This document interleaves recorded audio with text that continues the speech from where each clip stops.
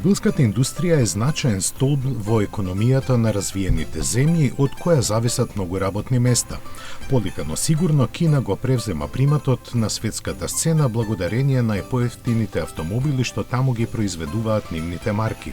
Размислувањата на кој начин да се заштитат европските производители од заканувачката конкуренција стануваат се погласни и се во смер на превземање на конкретни мерки.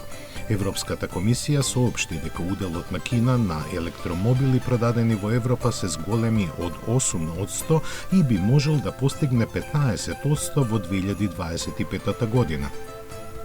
Затоа Европската Унија размислува за воведување дополнителни давачки за возилата произведени во Кина. Соединетите американски држави превзема мерки за заштита на своите производители, воведувајќи увозни давачки во висина од 27,5%.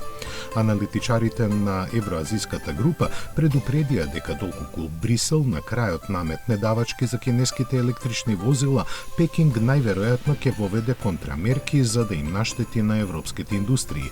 Западните производители на автомобили се подпираат на кинескиот пазар и таму остваруваат голем дел од нивниот приход. Иронично, царините на Европската Унија потенцијално би можеле да им наштетат на западните марки, бидејќи производителите на автомобили имаат производствени локации во Кина и извезуваат возила во Европа.